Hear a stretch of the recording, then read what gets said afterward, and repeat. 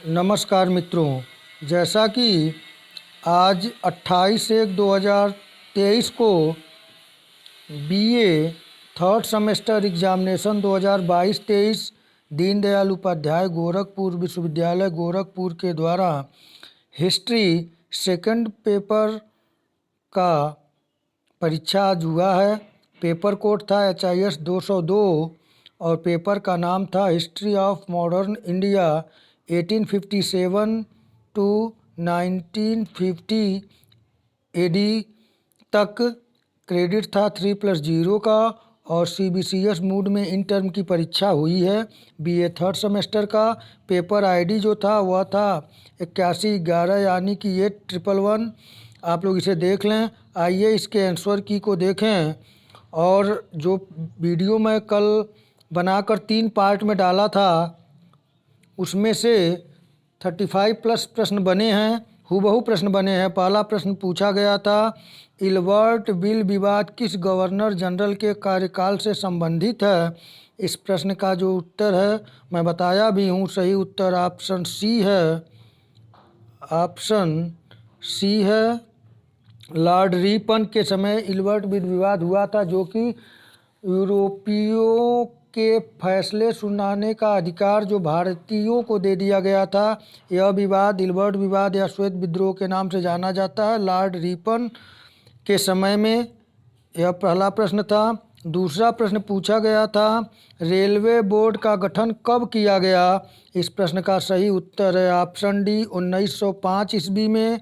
ये भी प्रश्न कराया हूँ। प्रश्न संख्या 3 पूछा गया था, कर्जन द्वारा गठित रेल आयोग के अध्यक्ष थे। इस प्रश्न भी कराया हूँ। इस प्रश्न का सही उत्तर है ऑप्शन ए थॉमस रॉबर्टसन। और प्रश्न संख्या 4 पूछा गया था कि कर्जन ने रेल आयोग का गठन कब किया था। इस प्रश्न का ये भी प्रश्न मैं कराया हूँ। इस प्रश्न का सही उत्तर ऑप्शन बी 1901। प्रश्न संख्या 5 आइए देखते हैं पूछा गया था आपसे। प्रश्न संख्या जो 5 पूछा गया था वह पूछा गया था 1878 ईस्वी के वर्नाकुलर प्रेस एक्ट को किसने रद्द किया। ये भी प्रश्न मैं कराया हूँ। सही उत्तर है ऑप्शन बी लॉर्ड रिपन ने। जबकि 1878 ईस्वी का वर्नाकुलर प्रेस एक्ट जो पारित करवाया था और लॉर्ड लीटन था और इसे रद्द किया था लॉर्ड रिपन ने। तो पाँचवें का बी आंसर सही है। प्रश्न संख्या 6 पूछा गया है कि नवीन प्रत्याभूत व्यवस्था में कितने प्रतिशत ब्याज की गारंटी दी गई थी। इस प्रश्न का उत्तर अभी क्लियर नहीं हो पा रहा है। जैसे ही हमें पता चलेगा मैं कमेंट के माध्यम से आपको सूचना दूंगा और आपको मिलेगा तो आप कमेंट के माध्यम से सूचना दीजिएगा। यदि तुक्का मार के अगर हमें जाना हो तो हम इसमें जाएंगे ऑप्शन ए के साथ 2.5%। प्रश्न संख्या 7 पूछा गया था, पुरानी प्रत्याभूत व्यवस्था में कितने प्रतिशत ब्याज की गारंटी दी गई थी। ये भी प्रश्न हूबहू मैं कराया हूँ, मिला हुआ है आप लोगों को परीक्षा में। आप तीनों वीडियो मेरा 3 पार्ट है, तीनों में आप देख सकते हैं। सही उत्तर है ऑप्शन बी 5%।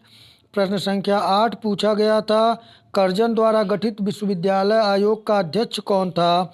तो इस प्रश्न का सही उत्तर है ऑप्शन सी थॉमस रैले ने। प्रश्न संख्या 9 पूछा गया था, भारत में सर्वप्रथम रेल सेवा किस कंपनी ने प्रारंभ किया। इस प्रश्न का सही उत्तर option A Great Indian Peninsula Railway. ये भी प्रश्न मैं कराया हूँ। प्रश्न संख्या 10 पूछा गया था आप लोगों से, हंटर शिक्षा आयोग का गठन किसके समय में किया गया था। ये भी प्रश्न हूबहू मैं आपसे कराया हूँ। इस प्रश्न का सही उत्तर ऑप्शन सी लॉर्ड रिपन। प्रश्न संख्या 11 पूछा गया था, द्वितीय कारखाना अधिनियम कब लागू हुआ। ये भी प्रश्न मैं कराया हूँ। सही उत्तर है ऑप्शन बी 1891 ईस्वी में।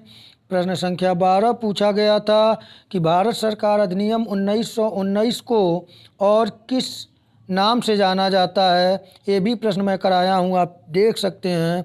सही उत्तर है ऑप्शन डी मॉन्टेग्यू चेम्सफोर्ड सुधार को भारत सरकार अधिनियम 1919 के नाम से भी जाना जाता है। अगला प्रश्न प्रश्न संख्या 13 आपसे पूछा गया था कि कलकत्ता विश्वविद्यालय किस शैक्षिक रिपोर्ट के माध्यम से अस्तित्व में आया था। इस प्रश्न का सही उत्तर है ऑप्शन सी वुड डिस्पैच ये भी प्रश्न में कराया था कि भारत में विश्वविद्यालयों की स्थापना का जो सुझाव दिया था वो वुड के डिस्पैच के द्वारा 1854 ईस्वी में दिया गया था। इसी के तहत कलकत्ता, बम्बई और मद्रास 3 विश्वविद्यालयों की स्थापना हुई थी। प्रश्न संख्या 14 पूछा गया था, कर्जन ने किसके नेतृत्व में सिंचाई आयोग गठित किया? इस प्रश्न का सही उत्तर है ऑप्शन ए मानक्रिफ। प्रश्न संख्या अगला ये भी प्रश्न मैं कराया हूँ। अगला प्रश्न पूछा गया था प्रश्न संख्या 15, कलकत्ता विश्वविद्यालय नहीं भारत 15 नंबर प्रश्न है। सॉरी, यहाँ प्रश्न कुछ कटा है, कुछ टेक्निकल फॉल्ट आ रहा है, क्यों आता? सॉरी, हाँ 14 हो गया। प्रश्न संख्या 15 पूछा गया था, भारत में नियमित जनगणना किसके कार्यकाल में प्रारंभ हुई? हूबहू मैं प्रश्न आपको कराया था।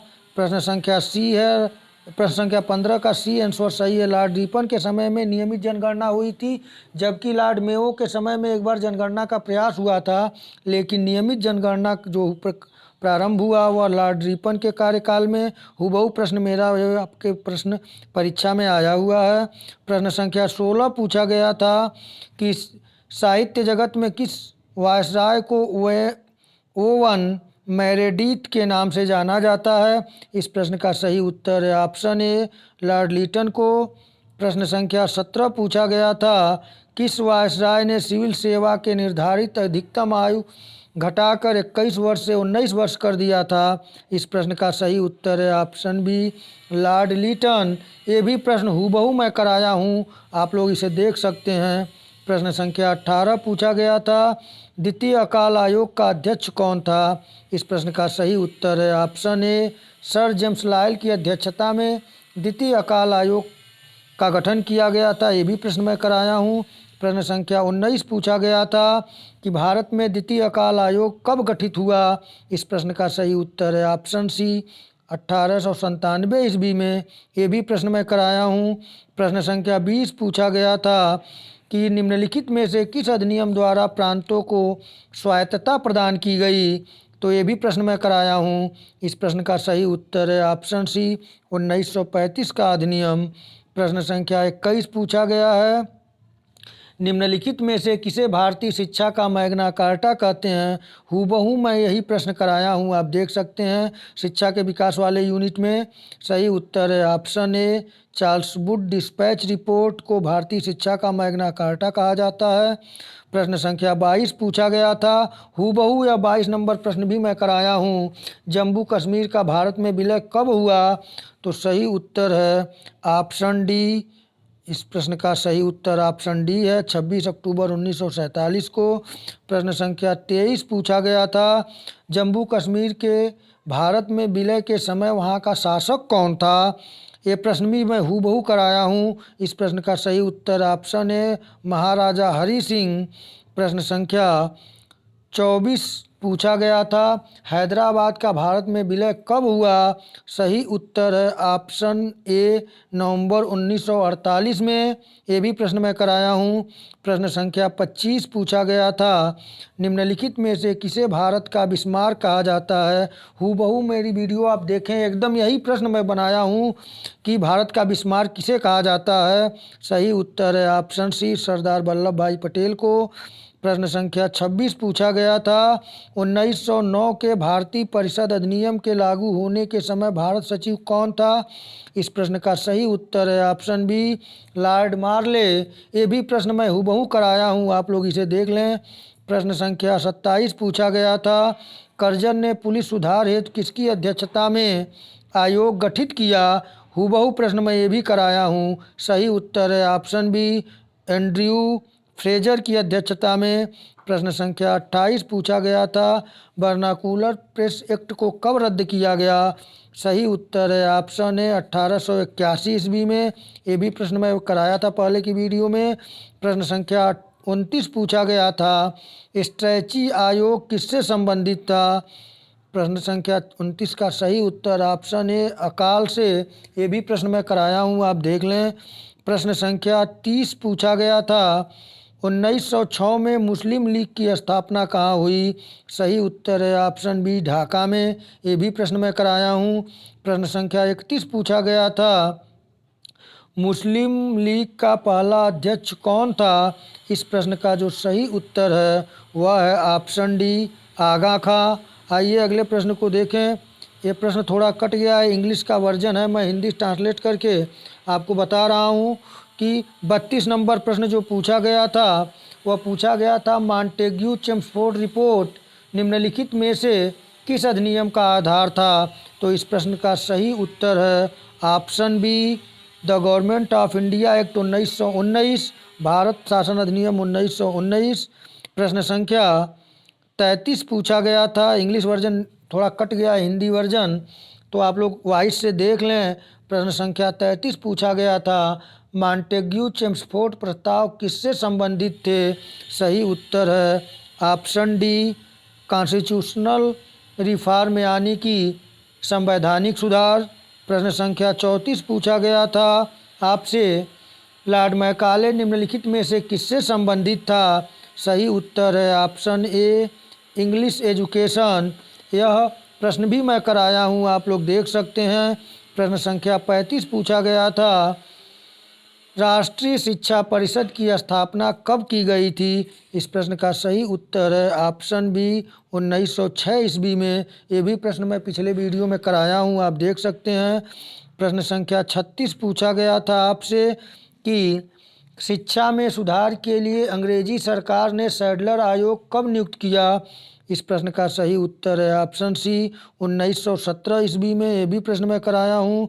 प्रश्न संख्या 37 पूछा गया था, भारत में अंग्रेजी शिक्षा किसके कार्यकाल में प्रारंभ हुई? ये भी प्रश्न मैं हूबहू कराया हूँ। सही उत्तर है option A, Lord William Bentinck के समय में। प्रश्न संख्या 38 पूछा गया था, मार्ले मिंटो विधेयक किस वर्ष पारित हुआ? इस प्रश्न का सही उत्तर है ऑप्शन डी, 1909 ईस्वी में। ये भी प्रश्न मैं कराया हूँ।